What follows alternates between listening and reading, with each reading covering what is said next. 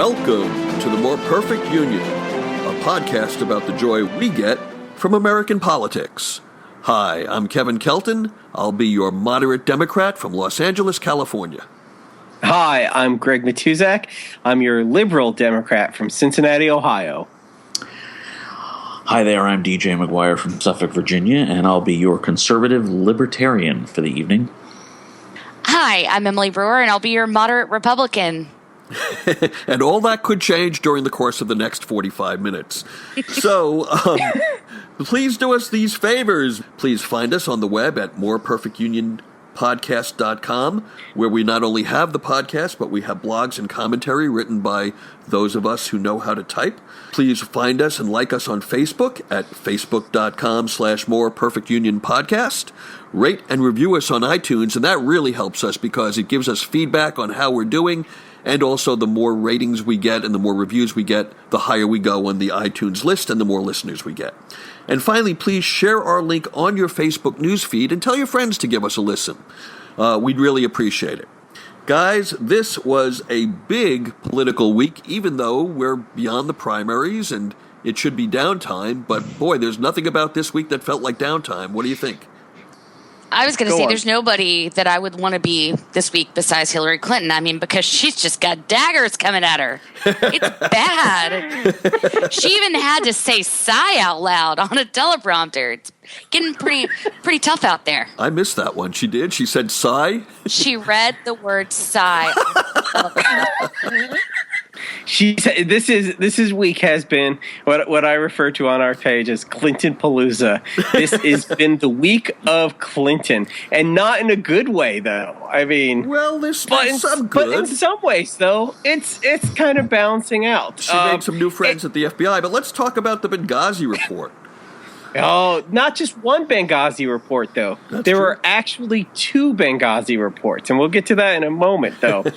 Let's start with the quote-unquote official Republican-led Benghazi report, which was not the first one. This is the eighth one, right? Something Correct. like that. Correct. I knew actually it was the eighth one. This is the eighth one, and the wealth of new information is... Well, it's nothing, actually. There was no new information. It was mind-boggling in the fact that there was no new information, and it just came to us with a giant... That was it. Ta-da! Nothing. All that build-up and all that, this is going to be the one that gets her. Again, nothing. You know what, though? I want to jump in on this because obviously, not because I'm a Republican, but I do have a different view on Benghazi. So I think we got a couple of things here. Obviously, it's a total witch hunt, I think, at this point, by Trey Gowdy. Straight up, he slipped off the gate and said, and it's an election year. And he said it as he started this huge commission that was going to be the takedown of Hillary Clinton. Was that screwed up? Absolutely. Every piece of work they do since he said those words is in vain. Having said that, there was a lack of swift action that led to the death of people. And the best thing that Hillary Clinton could do, if she thinks she's going to be able to recover the military vote, is look in a camera, apologize, say, I did not act swiftly. Oh, this will not happen again. I'm sorry, Emily. I'm taking you on here. Where are you getting your information? First of all, it was documented in the Republican report that no response would ever have been effective. They couldn't have gotten anyone there if they left at the first 2 minutes of the first attack. That's number one. I don't mean swift action I mean swift action of decisiveness. Oh, please. And secondly, she was the Secretary of State. There's a Secretary of Defense. There's a CIA. There's a Pentagon. They're the people responsible for responding to a military attack. Not the head diplomat of the United States. So then why do you think that the buck is stopping with her, and why do you think they're doing a commission? It's stopping with her because you're putting it in front of her. It wasn't her job. I'm pretty certain she's the one sitting at the center of this investigation. So why is that then? Why because are they not made her Wait, you said it yourself at the very beginning. This whole thing was pretty partisan, and it was a political takedown. That's why there was an investigation from the very get-go. Did they ever interview Leon Panetta? Did they ever interview Petraeus? No. And if they did, they certainly didn't do it on primetime television. can you not admit, though, that someone needs to answer for it? Then if it's not her, who is it? I'm just you asking. tell me who it is. I just told you who it is. I just told you. It's the Secretary of Defense. Who's responsible for responding militarily to any kind of an uprising at one of our embassies? It is the military. The State Department does not control military assets. DJ, am I wrong? Frankly, No, you've got to say sigh. sigh. Sigh. That's what the I am frankly more disappointed in the fact that we can get so much more animated about what happened in Libya in 2012 than we can about what's happening in Libya in 2016. Okay. Daesh and Al-Qaeda are on the march. The only Western power that has seemed, and I'll say seemed because I don't know everything, neither one of you, but the only Western power that seems to have any interest in combating them are the French, who have forces all over northern and western Africa, fighting these bastards, beating these bastards in numerous areas, while we sit and, it appears, twiddle our thumbs and argue about what did or didn't happen in 2012. I have to respectfully take issue with that, too. I just read an article today. I'll pull it up. ISIS has lost about half the ground it controlled. Our military has been more successful in the last 6 months than any time since ISIS has begun its attacks on Iraq. I could go through, this is a new...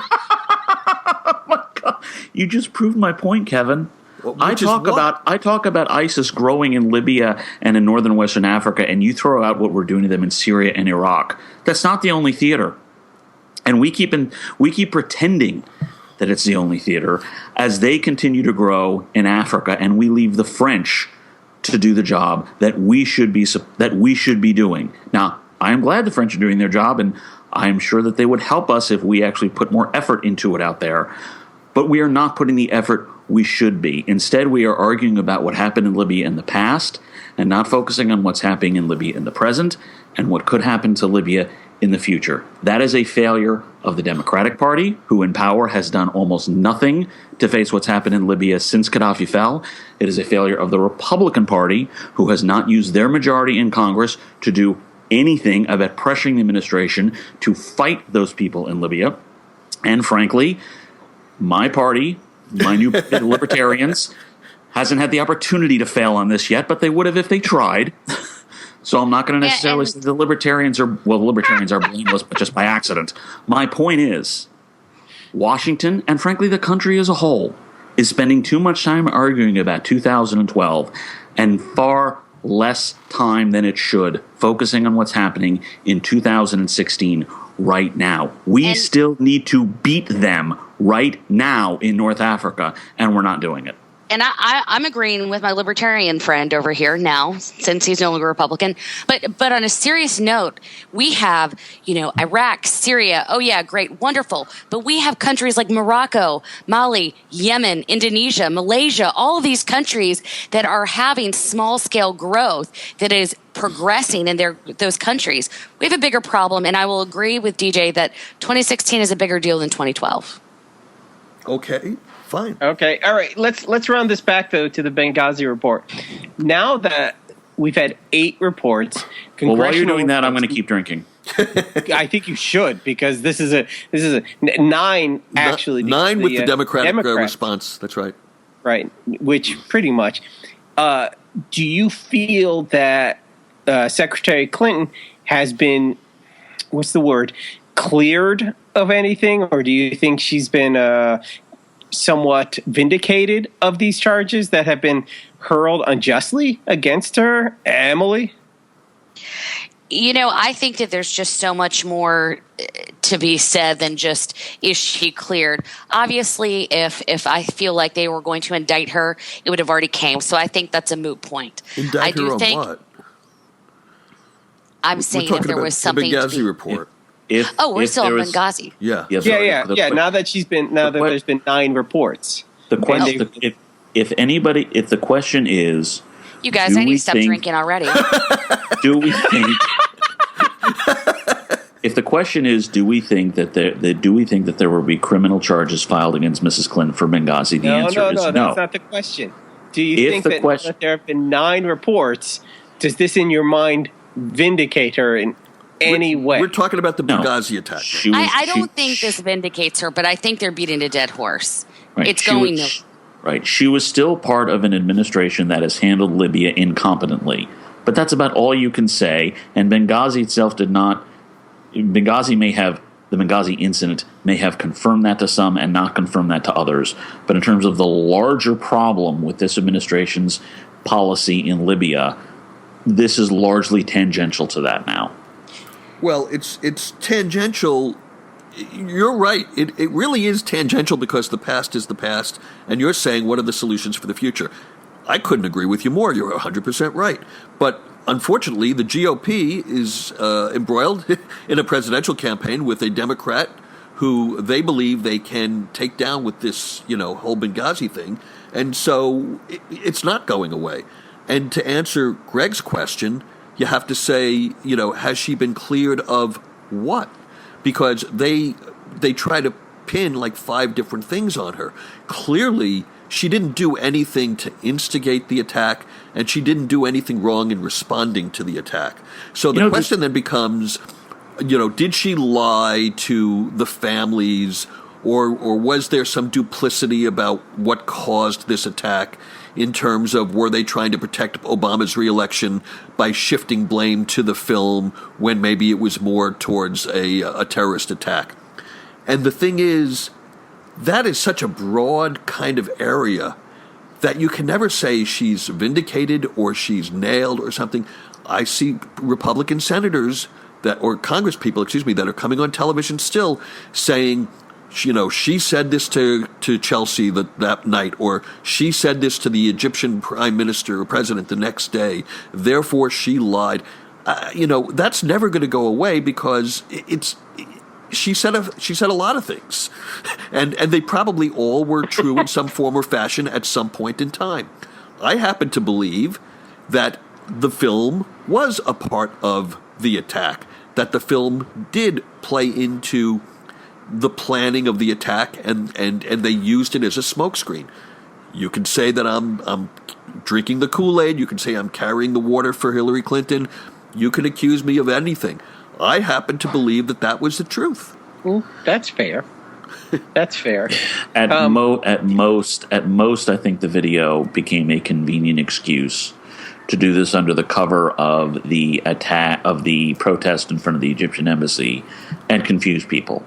And it succeeded in that regard. But again, this is one of those. I'm sorry. Are you saying a convenient excuse for the terrorists, or a convenient excuse for the administration? Yeah, convenient excuse for the terrorists. Oh, I agree with you. To go ahead and do this attack. Yes, I think and as for the Republican reaction, a lot of this is frankly trauma from 2012 when Romney soft pedaled this at the end of the campaign. So many Republicans are still convinced that Romney should have beaten Obama. They don't understand why it didn't happen. And some of them still have not gotten through the acceptance, and they're still in the bargaining phase. And they're thinking, well, if we'd been harder on the president on Benghazi, maybe we would have won in 2012. And they can't be harder on the president because he's walking away. So they're going to be harder on the first political target they can find, and that's Mrs. Clinton. Right. And that's a large part of what this is. And there's also some institutional holdover from the fact that the Democrats managed to bring down Nixon. And I'm not saying they shouldn't have done that, but I'm saying that Republicans have always, even when I was a Republican, I was born in 1972, I knew nothing about Watergate.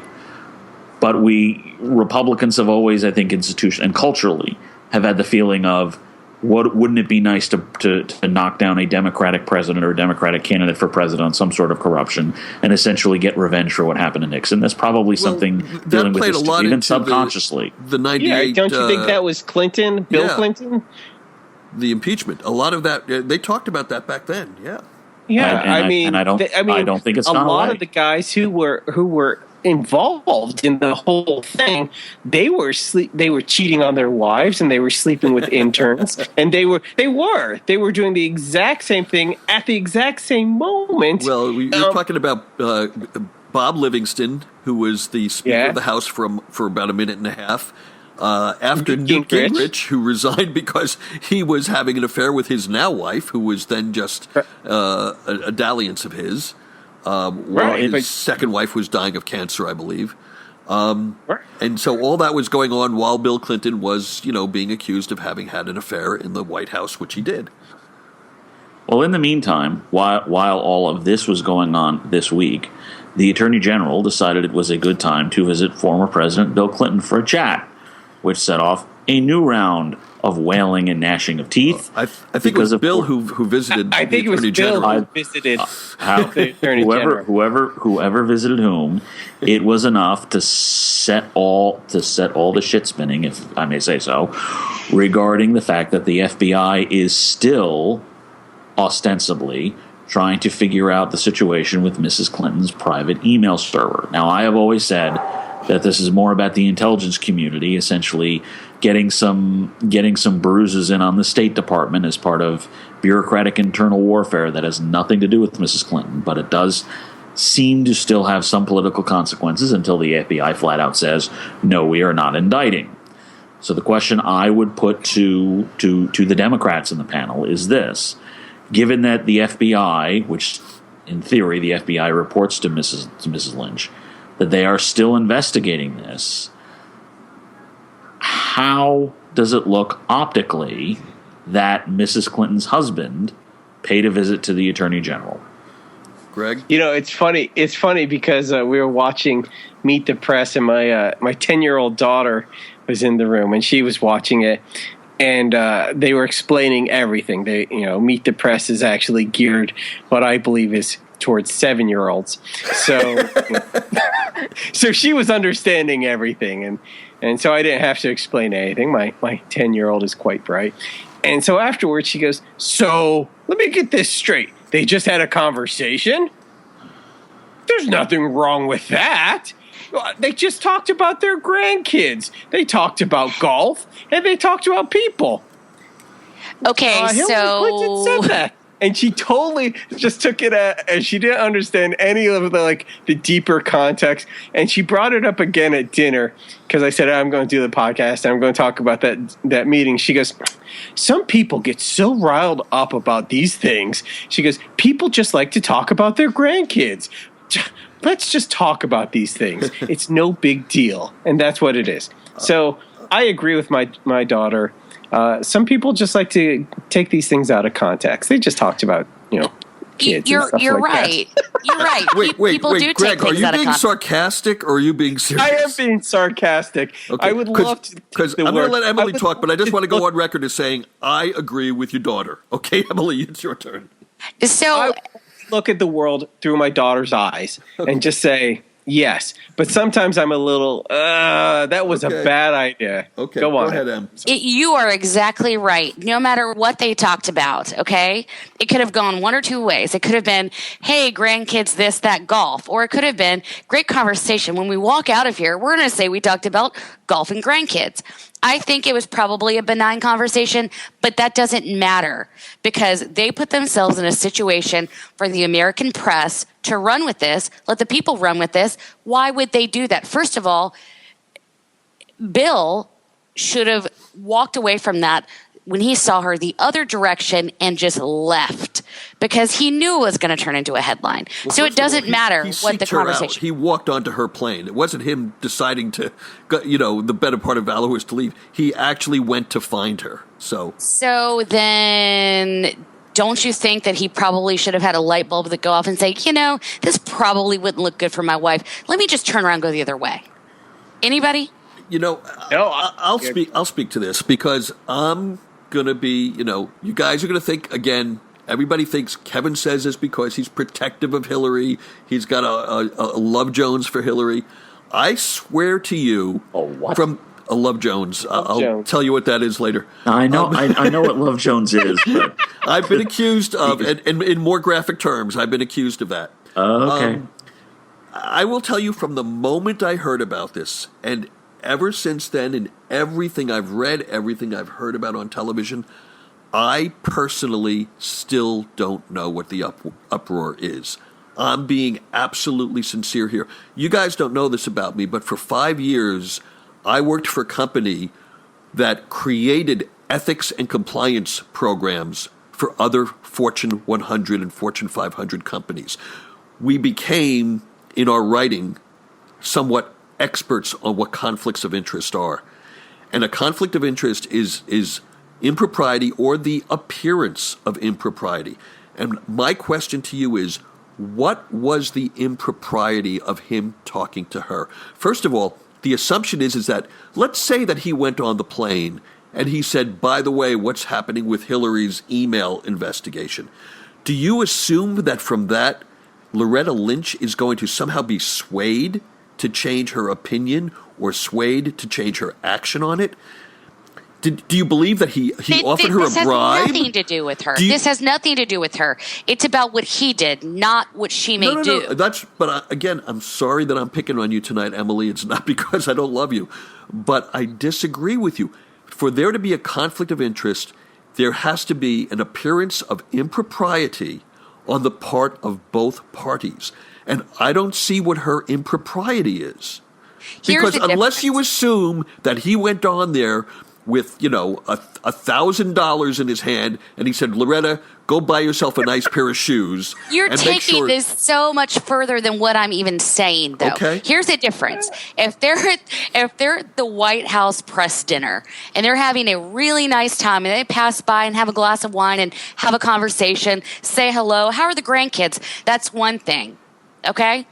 But the difference is that somebody went out of their way to make a point to have a conversation that's going to look bad in the press. But look I'm bad, not saying why? that anyone got bribed. I'm just saying that it looks. Kevin, let me answer your question with a question. Okay.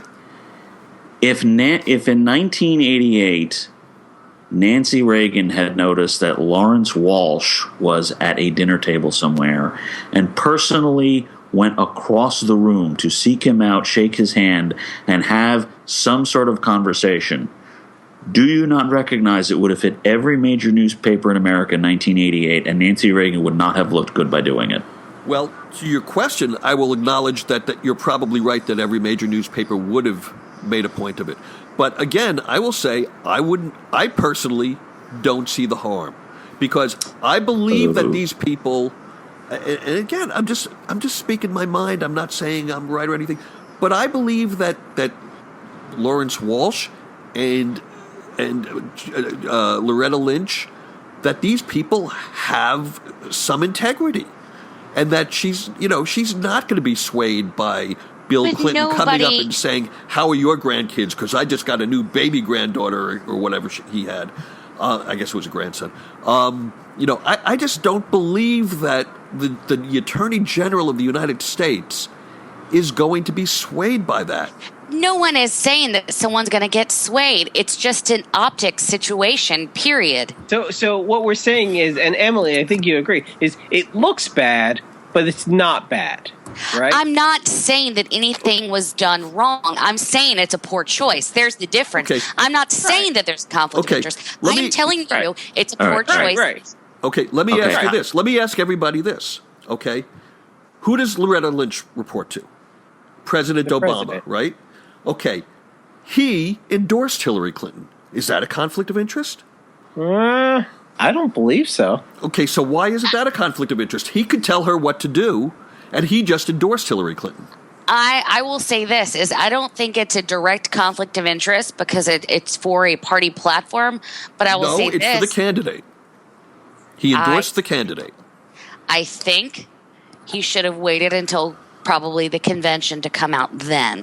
Would we do that? I'm just saying. Yeah, I agree. I haven't heard anyone except for the furthest right-wing people say that this was any type of a conflict of interest. The president's endorsement is a sign that to an overwhelming majority of Democrats, one, even an indicted, convicted, and jailed Hillary Clinton would be preferable to them than Donald Trump.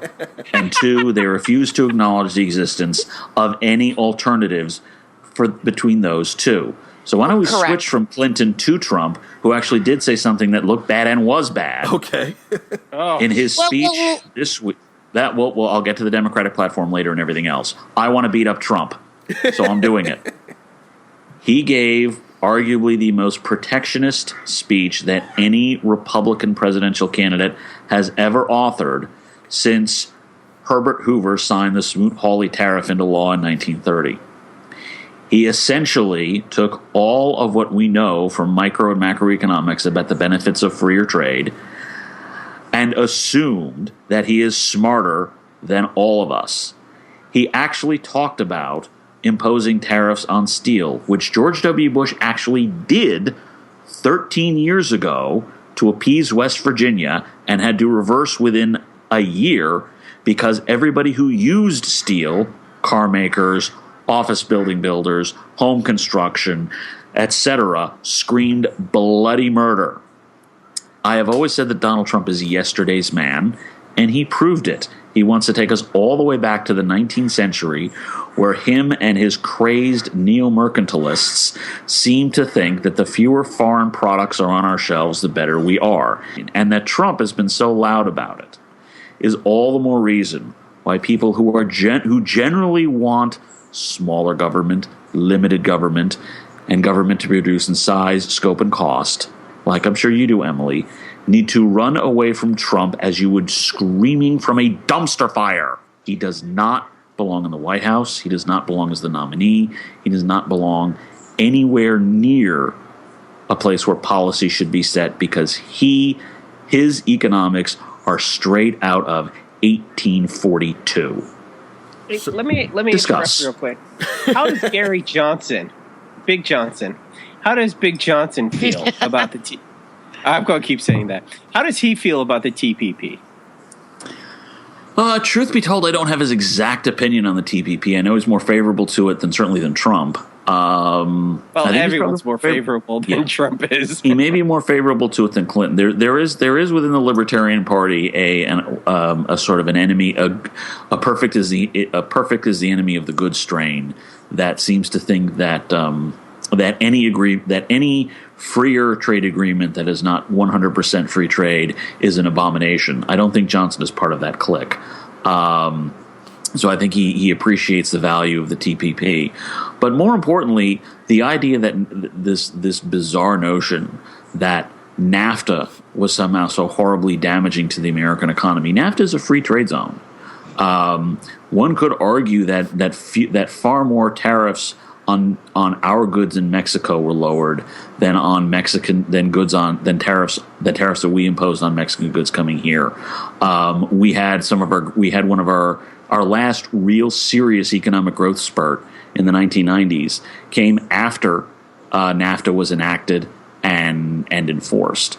It boggles the mind that so many people, and it's not just Trump, unfortunately, it's a whole bunch of Republicans and a whole bunch of Democrats, seem to be so focused on this or that industry that is impacted by free trade and not notice that consumers are infinitely better off and that folks who rely on imported inputs like steel are infinitely better off from freer trade. And it sends us down a more dangerous and darker path, and it's not a path that I like.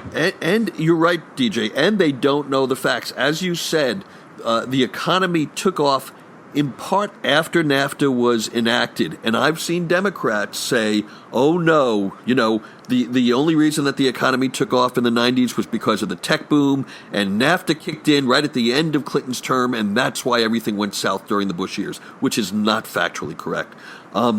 Emily, you actually are going to be at the Republican National Convention. You are going as an alternate delegate, is that correct? Correct. So I get to show up for the party and not have the blood in my hands. Well, that remains to be seen. But what are you hearing in terms of the push for unbound delegates or for delegates to be unbound on the first ballot, the Never Trump movement, as it's called? What are you hearing?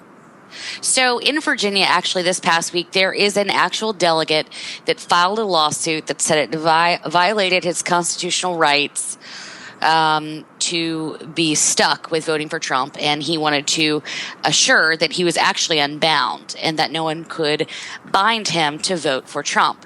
And I have a sense, I've been getting probably 2 emails a week from this group that I can't figure out who they belong to or where they're from, but called Delegates Unbound. And it's a nationwide movement to obviously unbind delegates. The problem is that each state has their own rules on how this is done. Some states have people bound to the third ballot. Virginia is free after the first.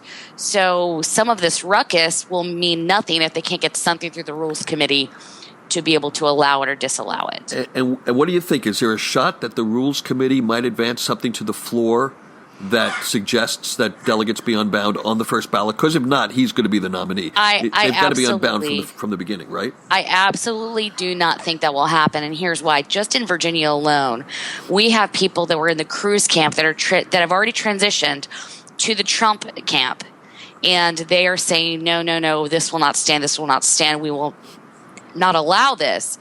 And I think that many people are just rolling over and they're going to accept it. Right.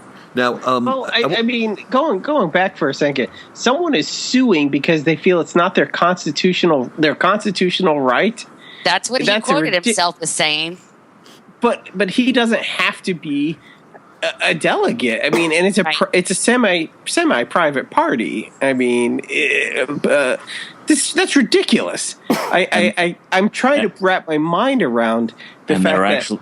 And there are already people from the Trump movement, from what I have heard, who are trying to get the guy removed as a delegate anyway, so he wouldn't have to worry about this sort of crisis on his conscience. Which leads me to my next question. Emily, right. You're an alternate. What would make you a delegate? Does somebody have to be sick and leave the delegation? If someone doesn't show up, or if somebody doesn't make it to the floor when they have a vote. Okay, so let's say that happens. You're a Virginia alternate delegate. For whatever reason, one or more people cannot serve to be delegates. Are you unbound, or are you bound by what they're binding? If it's on the first ballot, I would be bound the same. I see. Because it's Virginia law, not Virginia law. It's part of our plan. The second ballot, it would not matter. Interesting. Here's the thing. Looking beyond this rule, that rule, the other rule, and everything else, the Republicans have 2 very serious problems. One, only 2. Well, okay. They have 2 serious problems of note in this particular Donald issue. and Trump. They have a whole bunch of others. First of all, even if the delegates manage to unbind themselves and find some way in a rule they can deny Trump the nomination and give it to somebody else, if they give it to any one of the candidates who Trump defeated, that person has no real mandate from the party. Trump, whoever it was, Trump beat them or convinced them to get out of the running. So none of them would really have a mandate. So your next option is to go to somebody who never even bothered to run. And it becomes an open question whether that person really has a mandate, whether that person can show the voters, yes, I said for months and years that I didn't want to be president and that I was going to let the party pick somebody else, but now I think I want to do this myself. Those of us who are following British politics right now, and I know that's not most of your listeners, are watching Michael Gove's Hamlet routine where he said he wasn't going to run and now that he is going to run, and nobody trusts him farther than he can throw him. So the simple fact of the matter is even going with somebody who didn't run will lead to questions of legitimacy and questions of whether they have a legitimate mandate. The simple fact of the matter is the only salvation the Republican Party has, if they do not want to nominate Trump, is to nominate no one. You can't break your. You can't. Hang on a second, Greg. Hang on a second, Greg. You can't break your. You cannot say that you broke your vow to vote for Trump on the first ballot if there were no ballots. You can say, look, the only thing we were bound to do was vote for Trump on the first ballot. We chose not to have any ballots and to nominate nobody instead. We did not break the binds that we had. It is a recognition that no one really has a mandate other than Trump to run as the Republican nominee. So the best thing to do if you don't want Trump as the nominee is to nominate nobody. Now, I'll freely admit, I have an interest in this, in that my guy, Gary Johnson, would thus have a clear shot at Hillary Clinton, forgive the pun. But I honestly think that's really if the Republican Party is serious about trying to stop Hillary Clinton, then the recognition is they have to sit back and realize that they as a party cannot do it because of what they have done to themselves, and they need to sit this election out. Yeah, that kind of self-sacrificing thing, I don't know if that really works I don't think the Democrats would do that. I don't think the Republicans would do that. Additionally, as I didn't mean to interrupt, but I did. No candidate also has the money base at this point either. Ben Carson isn't raising, what did Clinton raise last month? $67 million? I mean, at this point, it's go time. If you don't have cash on hand, you are so far behind, and you've only got 4 months. It's a tough one. And I hate to have everything boil down to dollars and cents, but it's boiling down to dollars and cents. Trump has fixed that argument by raising basically no money over the last month or so. Oh, but he's a billionaire. I mean, he's got $10 billion. I mean, he's going to release sure his he tax does. returns any moment now, and let us see them. Any moment now. What it really comes down to is, for people that are elected officials, what is my best play to protect my reelection? And for people in the Republican Party who are not elected officials, what is our best play to limit the damage that can happen in a Clinton presidency? Okay, they're going to stick with Trump because he might just win, and then he'll appoint some decent Supreme Court justices. And even if he doesn't win, probably trying to ride his limited coattails is a better play than having nobody at the top of the ticket. So basically, the party is trying to figure out, how do we limit our damage? And they have right now, their limited damage is ride the Trump train as far as it'll take us. I actually disagree. I think if they nominated somebody else, then yes, all hell would break loose and be a total mess. But it's going to be a total mess anyway.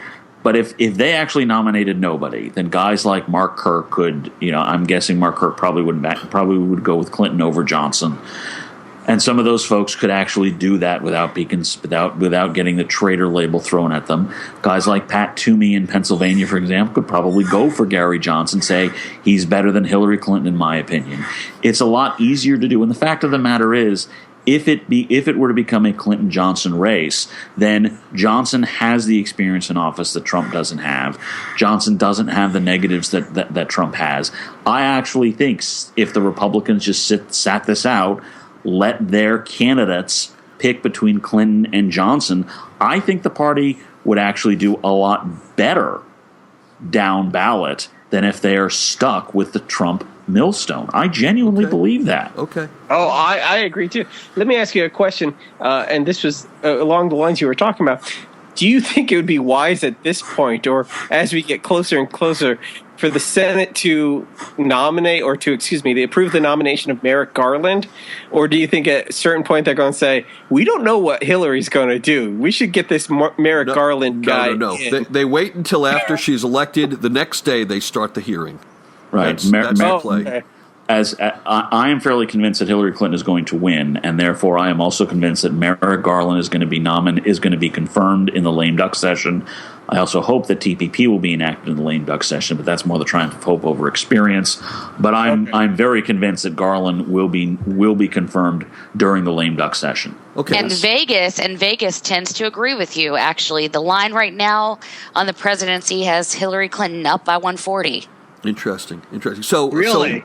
DJ threw out some interesting predictions, so let's follow that up or button it up with predictions. And instead of talking about VP picks or anything else, I'm just going to ask everyone, starting with Emily, what will be the biggest event between now and next Sunday's podcast? What will we be talking about next week? I probably think between now and next week, Trump will do something stupid on Twitter. I don't know what, but something stupid on Twitter. Well, you went with the odds. Okay, Greg? Oh, I think, and once again, I'm going with the odds too. The FBI will clear and will say, no indictment, everything's cool.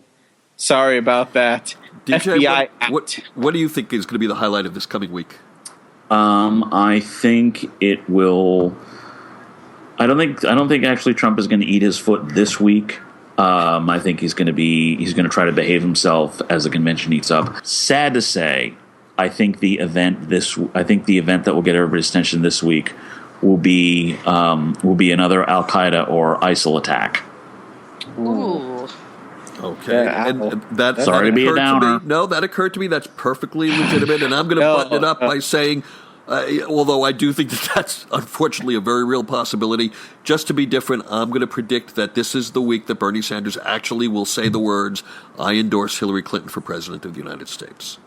No, I don't see that one happening. I would disagree with you. Not until Okay. not until the actual convention. I just want to know what Kevin's drinking.